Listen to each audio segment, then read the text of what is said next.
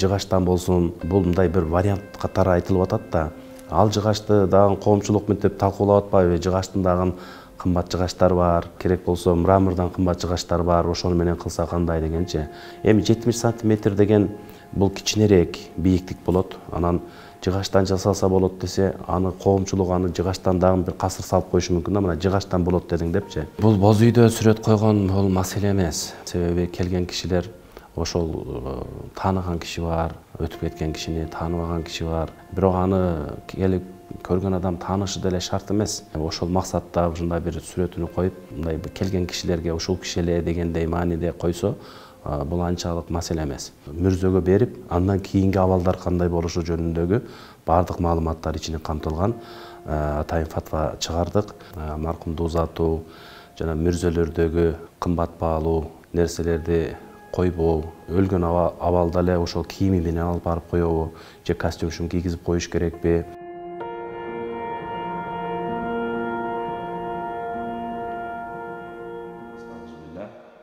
Кулу вашрабу ва ла тусрифу, инналлаха ла юхиббул мусрифин. Аллах Таала бул аятында айтат, астагфирулла, силер жегиле ичкиле, бирок исрап кылбагыла. Аллах Таала исрап кылгандарды жакшы көрбөйт деп Аллах Таала Куранда айтат.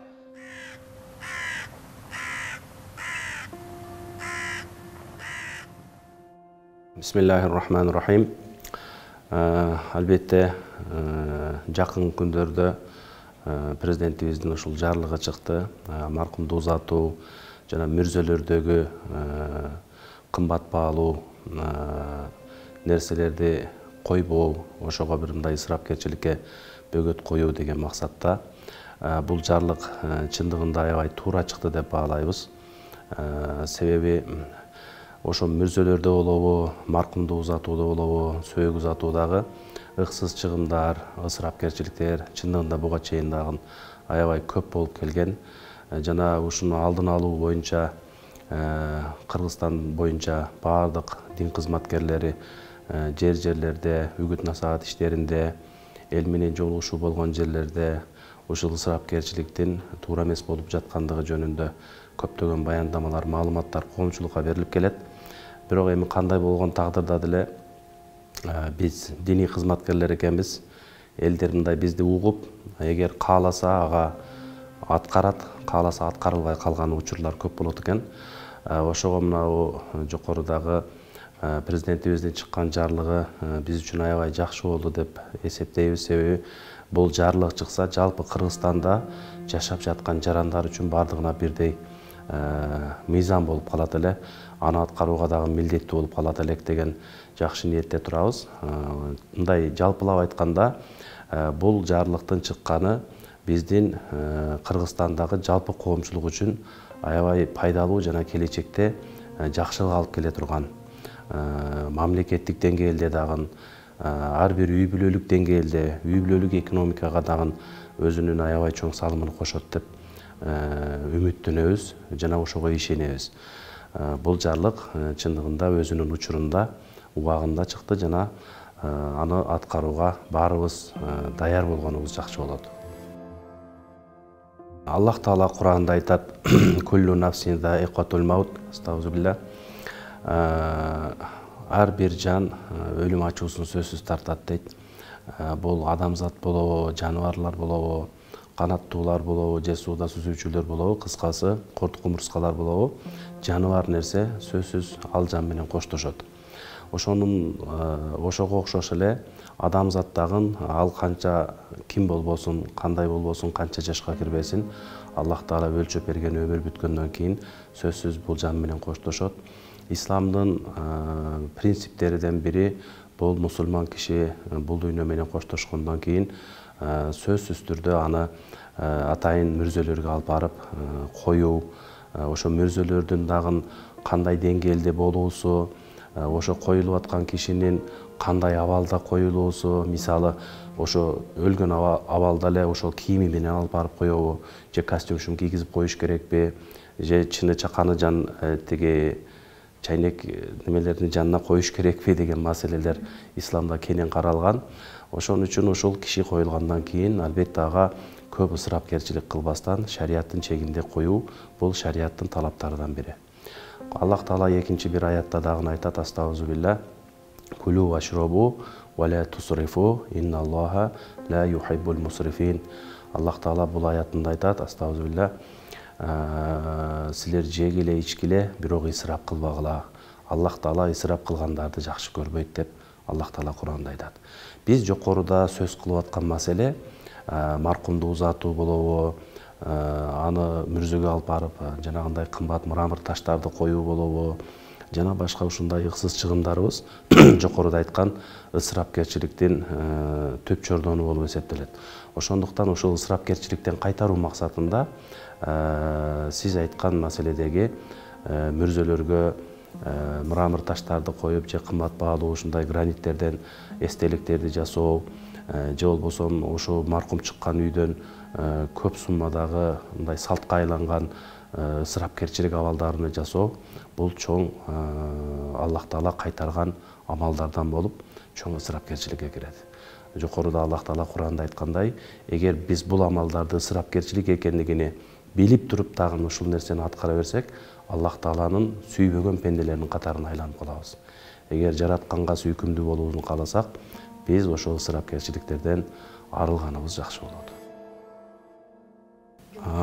Албетте, мына урматтуу президентибиздин жарлыгы чыккандан кийин биз жалпы мусулман коомчулугуна бирдиктүү бир үлгүнү көрсөтүү максатында шарияттын негиздерине байланган атайын фатва иштеп чыктык. Кыргызстан мусулмандар башкармалыгы тараптан бул фатва бүгүнкү күндө даяр болуп, ушул фатва коомчулукка таралып атат.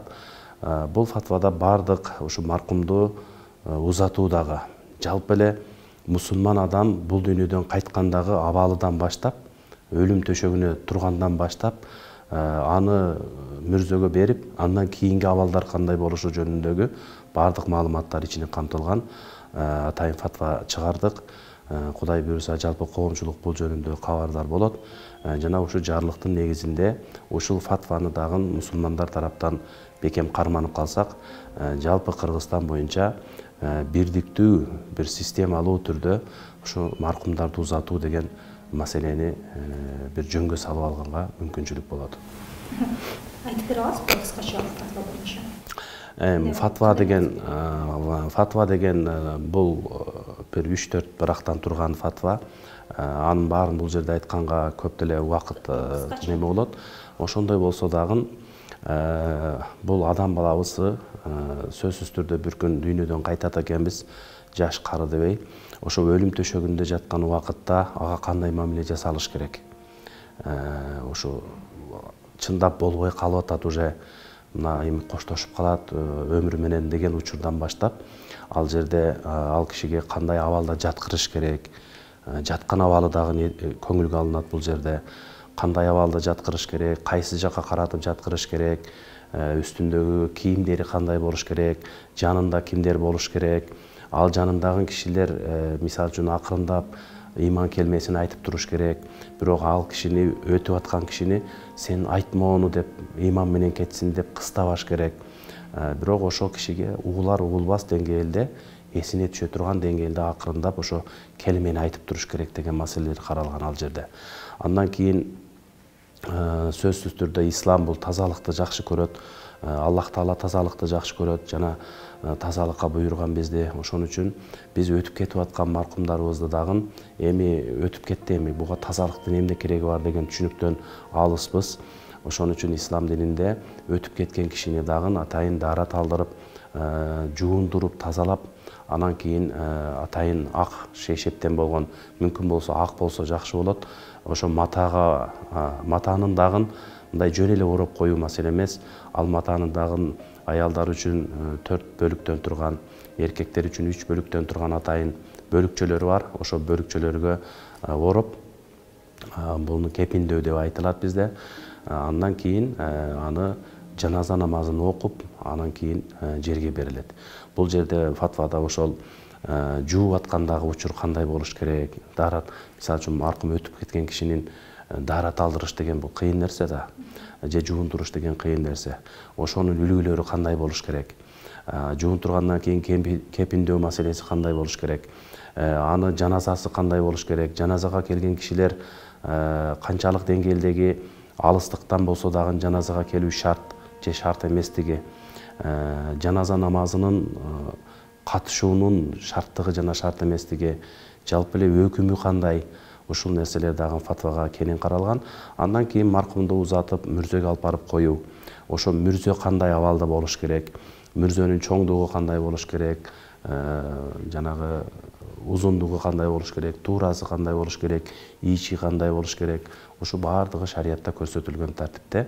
Албетте бул фатвада камтылып, анын жыйынтыгында көмүп мүрзөнү жапкандан кийинки абал кандай болуш керек, өткөндөрдү кантип эскеришибиз керек.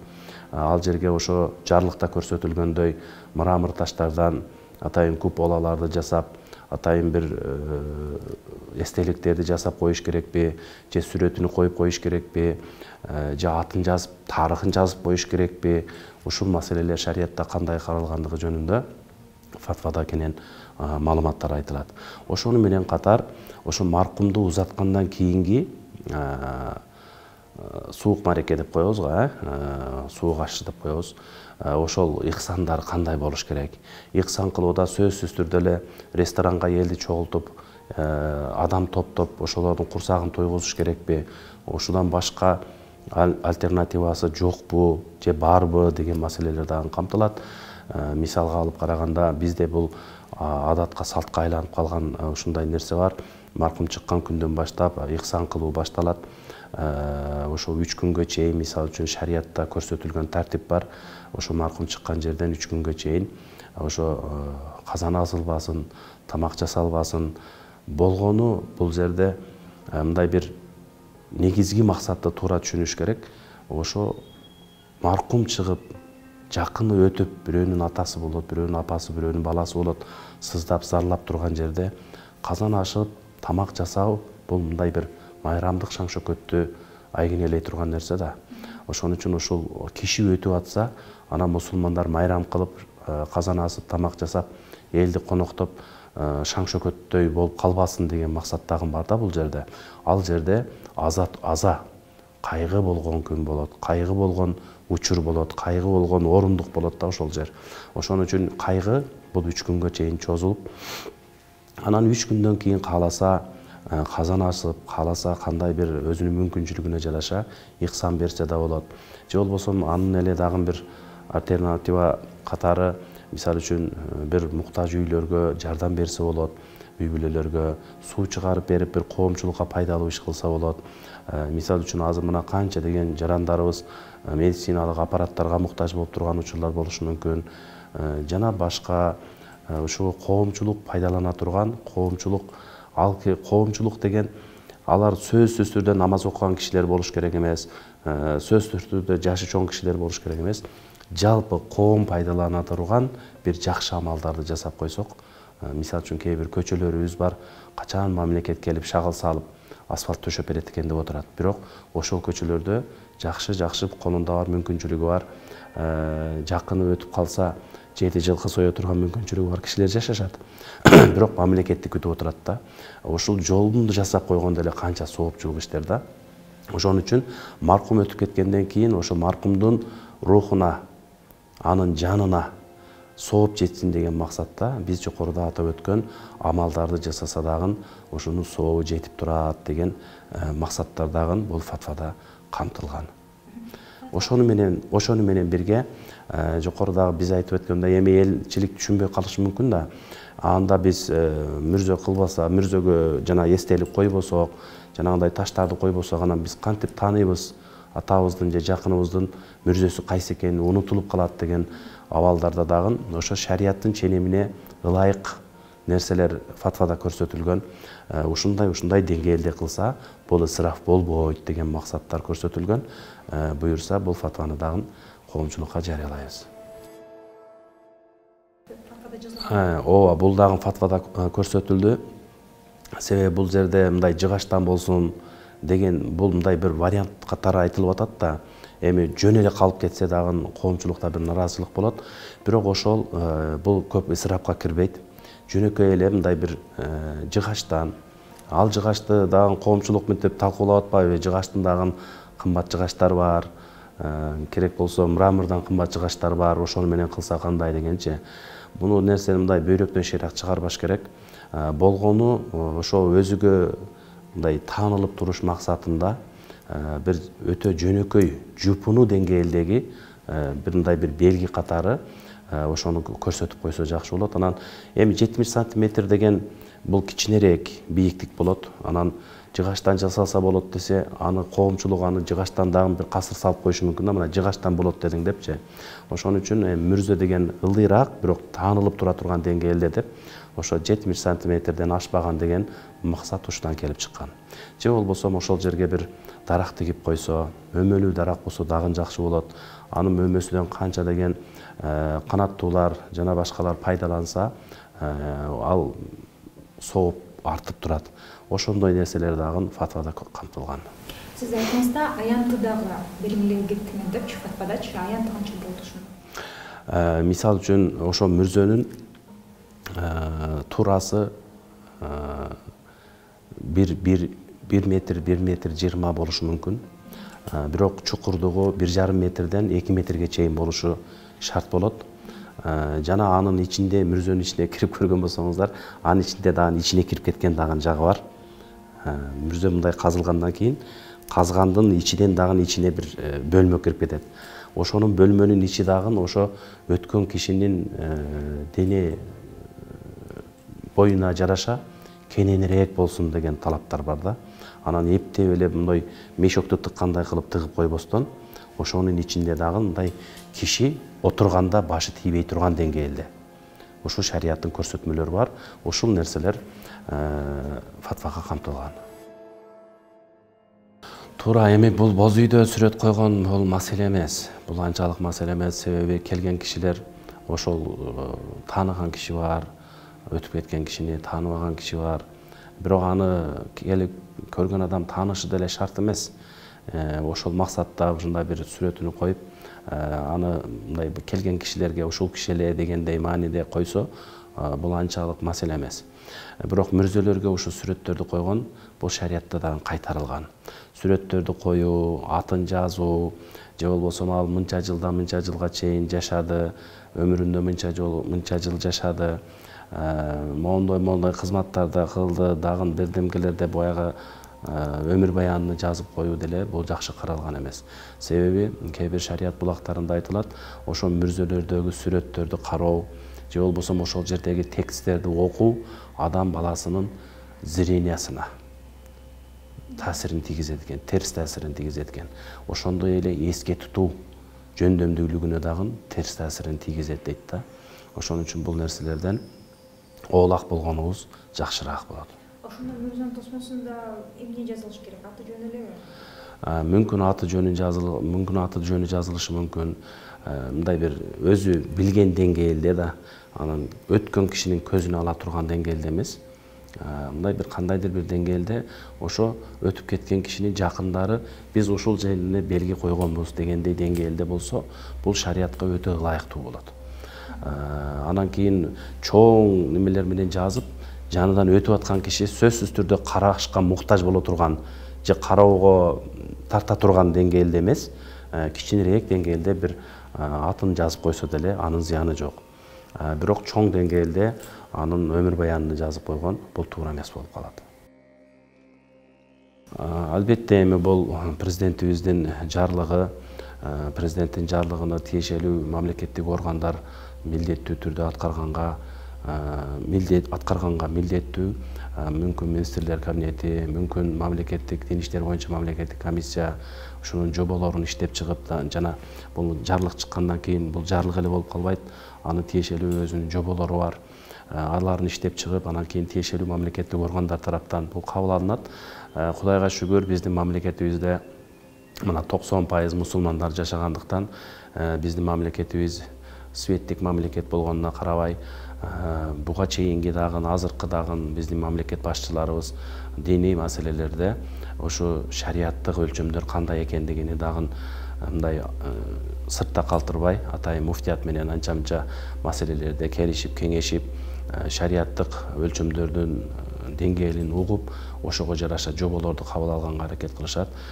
Биз дагы муфтият Кыргызстан мусулмандар дин башкармалыгы тараптан дагы ошо мыйзамдын, жобонун же болбосо жарлыктын аткарылышына шариаттык жактан биз дагы өзүбүздүн ой пикирлерибизди бергенге даярбыз. Жана жалпы коомго жайылтып, жалпы коомдун ичинде ушул нерсе орун алып калышына биз дагы түшүндүрүү иштери боюнча жерлерде имамдарыбыз менен казыларыбыз бар, дин кызматкерлери бар. Ушулар менен биргеликте жалпы коомчулукка жайылтып, ушул жакшы жөрөлгөнү коомчулукка сиңдирип алганга биз дагы толук аракетибизди жасайбыз. Бул фатва бүгүнкү күндө даяр. Ошо президентибиздин жарлыгы чыккан күндөн баштап эле атайын фатва бөлүмү бул маселеде иштешти. Азыркы учурда фатвабыз даяр. Бул коомчулукка каалаган убакта чыгышы мүмкүн. Андан кийин ушул жарлыктын аткарылышында дагы жанагы жоболорун кабыл алууда, жоболорун түзүүдө дагы ушу фатванын негиздери кабыл алынат деген, мындай ичине камтылат деген үмүтүбүз бар. Эми бул жөнүндө президентибиздин мурда дагы атайын жарлыгы чыккан, мына 1 жыл, 1,5 жыл мурда дагы жарлык чыккан. Анын негизинде дагы биз Кыргызстан мусулмандар дин башкармалыгынын карамагындагы бардык дин кызматкерлер, жерлерде мамлекеттик кызматкерлер менен, биздин ошо райондогу, облустагы жетекчилерибиз менен, мамлекеттик жетекчилер менен биргеликте, укук коргоо органдары менен биргеликте жерлерде түшүндүрүү иштерин жүргүзгөнбүз. Бирок Кудайга шүгүр кылыш керек. Көп жерлерде ушул нерсе өзүнүн максатына жетти. Бирок кээ бир учурларда бар, жок эмес, мындай таптакыр эле токтоп калды, ушундай болду дегенден алыспыз. Кээ бир учурларда аткарылбай аткан жерлер дагы бар, бирок негизинен көпчүлүк жерлерде бул маселелер өзүнүн максатына жетип, ошо маркум узатуудагы ашыкча ысырапкерчиликтер, ошо ресторандарда же болбосо ошо маркум чыккан үйлөрдө чоң деңгээлде казан асып ысырапкерчилик кылуу деген маселелер жөнгө салынып калды. Бирок бул жарлыктын дагы ушул нерселерге таасири болуп, мындай бир бирдиктүү система иштелип калса, ошол биздин коомго кирип калса, аябай жакшы болот эле.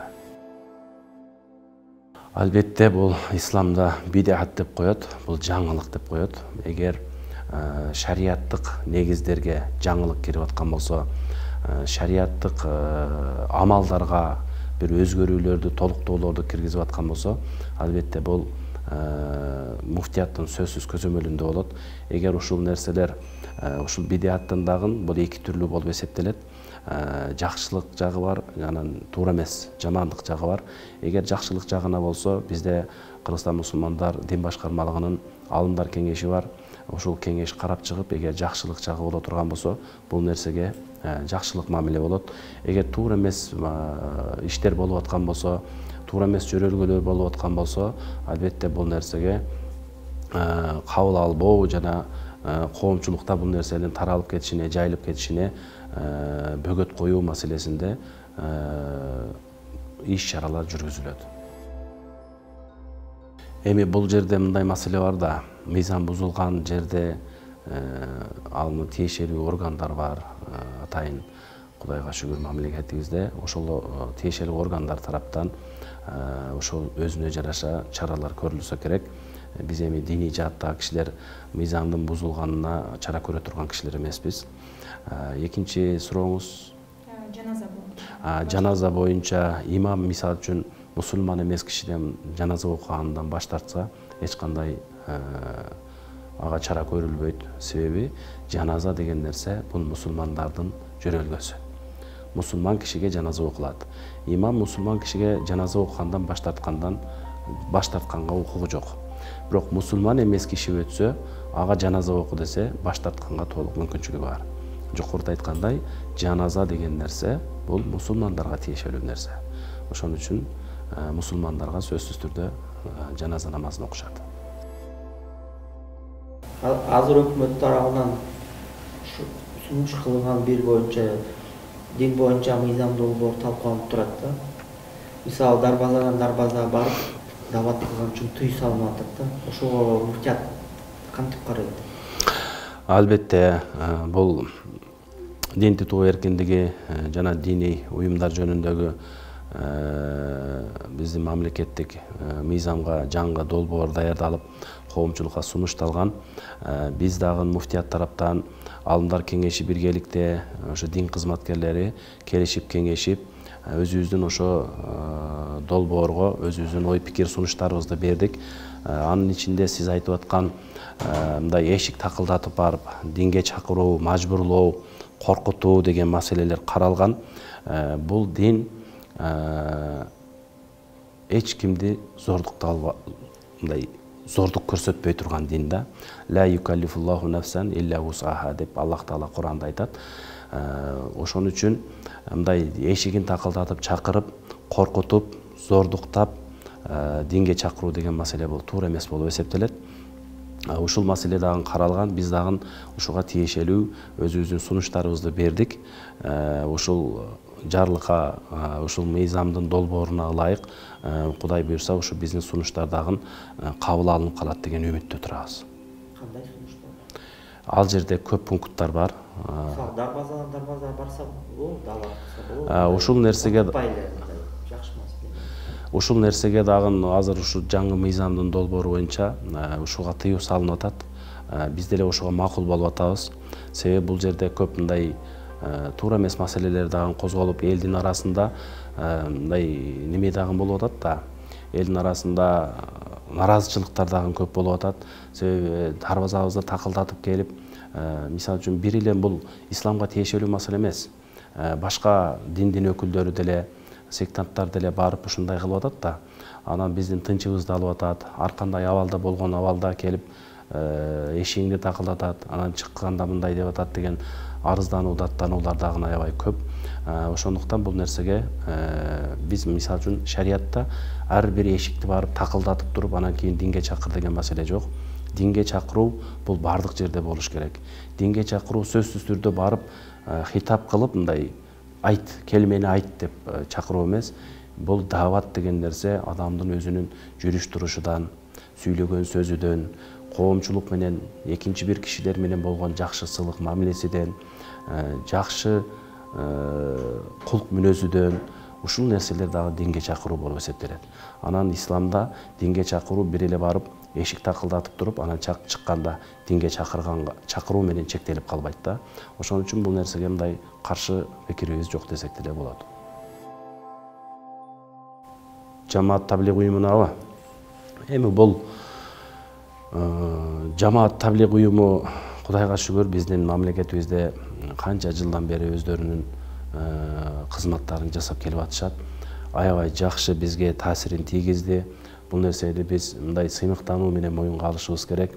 Алхамдулилла бүгүнкү күндө мына мусулмандардын мечитке келгендердин, намаз окугандардын санынын көбөйүшүнө таблигый жамааттын аябай чоң салымы бар. Бул нерсени мындай четке каккандан алыспыз.